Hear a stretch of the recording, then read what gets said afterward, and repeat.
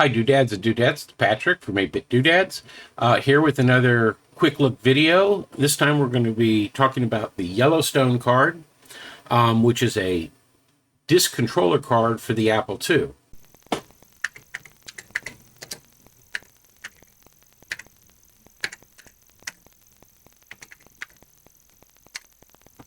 Say, kids, what time is it? It's 8-Bit Doodads time!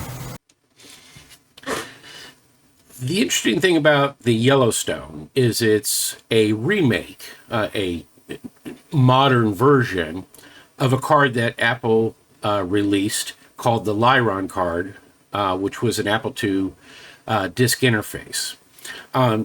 Before we step down into the details, I guess we should start off with this is what an original Apple II disk drive card looked like. It allowed you to plug in 2 floppy drives. There was a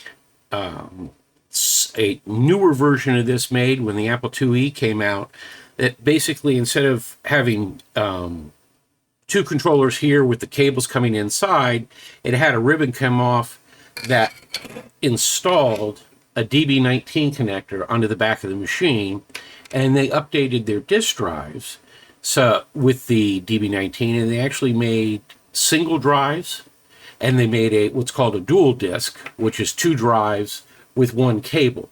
If you had the single drives, the drives had another port on the back of them, and you just daisy chained it. So you only needed one connector on the card, and that was the newer Apple II disk drive card. After they came out with that, when the Apple II GS was announced, was released, it also had this DB19 on the back for all its floppy drives.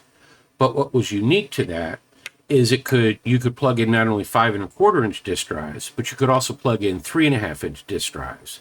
And in fact, on the GS, you could daisy chain 2 of each of those, giving you a total of 4 drives. And that was because of a special chip on the Apple II GS that controlled it controlled that port. It included what was called the integrated WAS machine, which was a single chip disk controller. At the same time, Apple released for the IIe what they called the Lyron card, which also had a single DB19 port, and it could support 3 1/2 inch drives, and it could support 5 1/4 inch drives. But it could support one other thing. Not only did these ports support those drives, they also supported something called SmartPort that's been integral into how almost all mass storage worked for the Apple II and Apple II GS.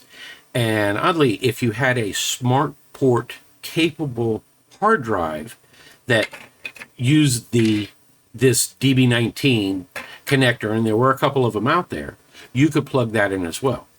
Well, the Yellowstone is a remake of the Lyron, and you'll see here it contains 2 connectors. And the maker of this also offers a connector from the standard Apple II, that this original port, that's what these 2 are. So with this card, you could plug in 2 5 1/4 inch drives. You could also plug in this connector and plug in those 3 1/2 inch disk drives, and you could have 2 as well. And this supported hard drives that followed the SmartPort protocol. So this is actually one of the most popular retro cards out there, because you can attach more things to this at the same time. And in fact, one of the big things that you might want to connect to it, and I'm going to point it out here, because it's from the same person who developed the Yellowstone, and it's the floppy emu. And the floppy emu there's a computer board in there, and it uses an SD card that you can see here, and this can emulate a 5 1/4 inch floppy drive, a 3 1/2 inch floppy drive.